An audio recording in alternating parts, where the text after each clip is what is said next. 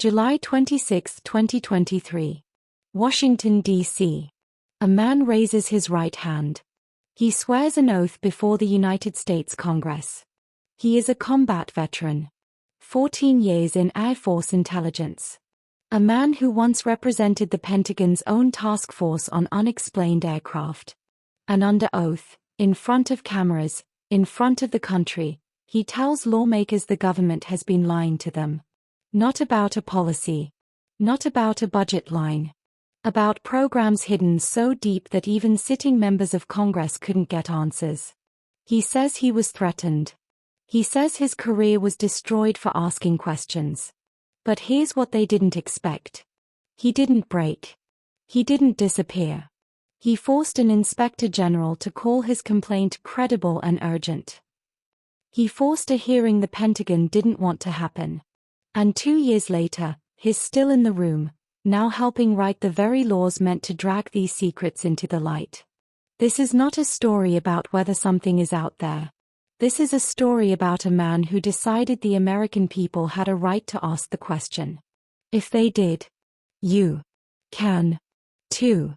Let's go back. 2019. The Pentagon. David Grusch is not a conspiracy theorist. He is the opposite of one. He's a decorated intelligence officer who served combat tours in Afghanistan. He's worked inside the National Geospatial Intelligence Agency and the National Reconnaissance Office, two of the most secretive corners of American intelligence. In 2019, he's assigned to something unusual, the Pentagon's own task force studying unidentified aerial phenomena. UAPs. Objects in restricted military airspace that radar, cameras, and trained pilots cannot explain. This isn't fringe. This is official. Funded. Documented. By the time the task force is formed, the Navy alone has logged hundreds of these encounters, unexplained objects near aircraft carriers, in training ranges, in airspace that's supposed to be among the most monitored on Earth. In November 2004, off the coast of San Diego, a Navy strike group has been tracking something for 2 weeks.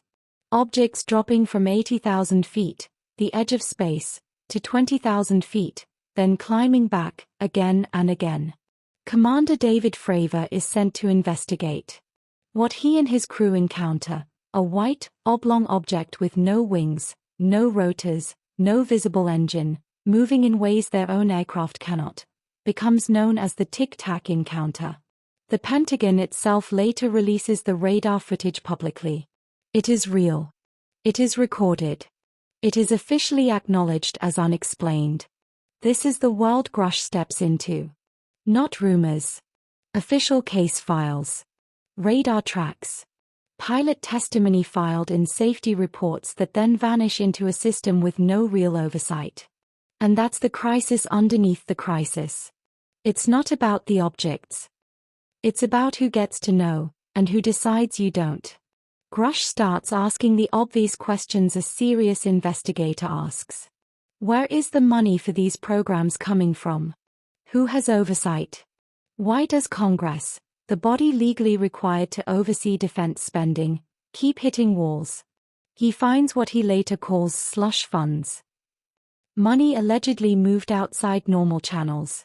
Programs structured so that even senators with top-level security clearance can't get briefed. He talks to other officials. People with decades of service. People with nothing to gain and a great deal to lose. They tell him things that, if true, mean the government has been concealing programs from the very Congress meant to authorize and check them. He files an internal complaint in 2021. Nothing happens the way it should. So in 2022, he does something most people in his position never do.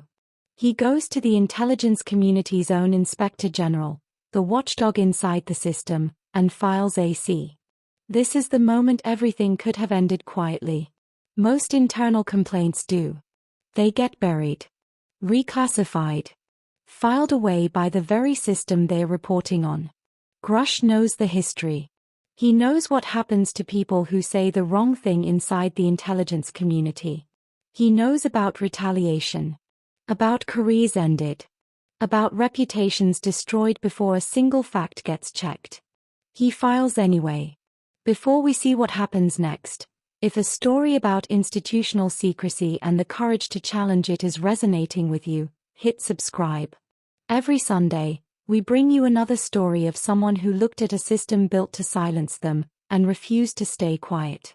If they did, you can too.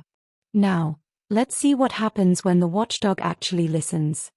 Here's the part that almost never happens. The Inspector General reviews Grusch's complaint. And instead of dismissing it, they make a determination that changes everything. His complaint is credible and urgent. That phrase is a legal threshold. It's not an opinion. It means the Inspector General believes this warrants direct reporting to the Congressional Intelligence Committees, the people with constitutional authority to investigate. For the first time, a government watchdog has looked at a UAP-related whistleblower complaint and said, "This deserves to be taken seriously at the highest level." But credibility on paper doesn't mean the system opens its doors. Grusch says what happens next is retaliation. Professional pressure. Personal attacks. People he says tried to discredit him rather than answer his questions. This is the cost almost every whistleblower in history pays, long before the public ever hears their name. July 26, 2023. The hearing happens anyway. Grusch testifies under oath before the House Oversight Committee. He's not alone. Sitting beside him are two combat-decorated Navy pilots, Ryan Graves and David Fravor, who describe, under oath, encounters they cannot explain and a reporting system that swallowed their accounts with no follow-up. Fravor tells the committee plainly, whatever his squadron encountered in 2004 was, in his words, far superior to anything that we had at the time, have today, or are looking to develop in the next 10 years. He says if programs studying this technology exist, they need oversight from the people Americans actually elected. Graves describes filing an official safety report after his own encounter, and receiving no acknowledgement. No mechanism to follow up. The system designed to catch this information simply absorbed it and went silent. All three witnesses say the same thing in different words. There is a real stigma for anyone, pilot, officer, or analyst, who pushes for transparency on this subject. Careers are at stake. Credibility is at stake. The system punishes the question. Grusch's specific claims, about recovered craft, about reverse engineering programs, about non-human biological material, are extraordinary, and they are exactly that, claims. Testimony. Not proof. Some experienced journalists and former officials are openly skeptical. Some suggest Grusch may have been given bad information, or worse. That skepticism is part of the record too, and it matters. But here is what is not in dispute, and not a claim, it's documented fact. A federal inspector general found his whistleblower complaint credible and urgent. Congress held an official hearing because of it. Decorated military pilots testified under oath that their own safety reports about unexplained encounters disappeared into a system with no oversight. Whatever the objects are or aren't, the secrecy itself, the absence of oversight, the punishing of people who ask, that part is real. That part is proven. That's the disruption. And here's what makes this different from a story that ends after one hearing. It didn't end. Grusch keeps going. Years later, he's still pushing, now alongside a bipartisan group of lawmakers from both parties, standing together, demanding the same answers. He alleges the government continues hiding billions of dollars in spending through funds operating outside normal congressional oversight. Real fraud, waste, and abuse concerns, not paranormal claims. Lawmakers from both sides describe the same experience Grusch had. Ask a question, get pushback. Ask again, get more pushback. One Republican congressman says it plainly. There must be real penalties for officials who knowingly withhold information from Congress. That's not a UFO story. That's a story about whether a democracy can actually oversee its own government. March 2025. Something happens that almost never happens in Washington. The system doesn't just tolerate the disruptor. It hires him. Grusch is formally brought on as a special advisor to a newly formed Congressional task force on the declassification of federal secrets. Think about what that means. 2 years earlier, he was a man whose career was allegedly under attack for asking questions. Now, he's sitting inside the institution, helping write the rules for how secrets get released to the public. The congressman who brought him on says it directly. Grusch risked his career to expose critical information, and his expertise is vital to holding the government accountable. This is the turning point. The transformation.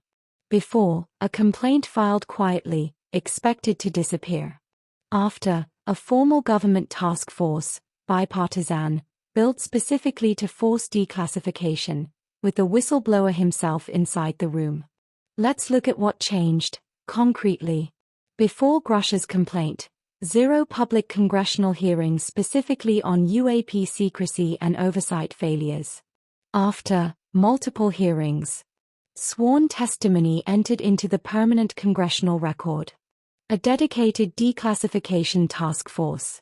Continued bipartisan pressure that's still active as of this year. That's not a revolution in physics. That's a revolution in accountability. And the legacy compounds. Every time Grusch and the lawmakers working with him uncover another piece of withheld spending, another blocked records request, they're not just chasing one mystery, they're building a permanent mechanism that outlives any single hearing. That's what real disruption against entrenched secrecy looks like. Not a single dramatic reveal. A slow, grinding, repeated insistence, until the system has to build new rules just to keep up. Pause for a second. I want you to think about something. What's the question you've been told not to ask? The thing everyone around you treats as settled, closed, not worth pursuing, but some part of you knows deserves a real answer? Drop a comment. Tell me what it is. Because maybe, like Grusch, the answer isn't proving you're right on day one. Maybe it's just refusing to stop asking until someone with real power has to listen. Now, let's talk about what this means for you. So what do we learn from David Grusch? Lesson 1. Credibility is built through channels, not volume. Grusch didn't go to cable news first. He went to the intelligence community's own Inspector General, the internal watchdog with legal authority to evaluate his claim. That's why his complaint carried weight. Find the structure that can actually validate your claim before you try to convince the public of it. Lesson 2. Documentation outlasts opinion. His case wasn't built on belief. It was built on a formal complaint, an IG finding, sworn testimony, and a paper trail. Whatever you're trying to expose or change, the version of your story that survives contact with skeptics is the one you can document. Lesson 3. Retaliation is often a sign you're close to something real. Pushback isn't proof you're right, but the pattern of resistance Grusch describes, and that the Navy pilots independently confirm in their own testimony, tells you something about how a system protects itself. Expect resistance to scale with the size of the truth you're threatening to expose. Lesson 4. Staying in the room beats walking away. The most remarkable part of this story isn't the hearing. It's that 2 years later, Grusch is still there, now inside the institution, shaping the declassification rules himself. Change makers who stay engaged after the dramatic moment are the ones who actually rewrite the system, not just expose it. Here's my challenge to you. Grusch faced retaliation for over a year before a single hearing happened. People telling him, this will go nowhere. This will end your career. He kept going. Graves and Fravor watched their own official safety reports vanish into silence for nearly 2 decades. They kept going. A bipartisan group of lawmakers, people who agree on almost nothing else, found common ground on exactly one thing: the public deserves real answers. They kept going. You're facing something right now. Maybe it's a question at work nobody wants asked. Maybe it's a truth in your family no one wants spoken. Maybe it's a system, at your job, in your community, quietly built to never be checked. Here's what I know: if it matters, document it. Find the right channel. Expect resistance. Stay in the room.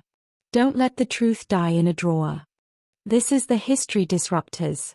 Every Sunday, we bring you another story of how humans faced impossible crises and found breakthrough solutions. Because history isn't just about the past.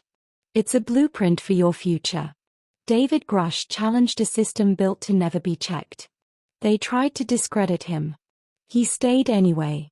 Ryan Graves and David Fravor watched their own reports disappear for years. They testified anyway. A divided Congress found one thing to agree on. They built a task force anyway. They all faced resistance. They all faced doubt, including reasonable doubt about their own claims. They all faced moments when staying quiet would have been so much easier. They didn't stay quiet. If they did, you can, too. There must be real penalties for officials who knowingly withhold information from Congress. Representative Eric Burleson,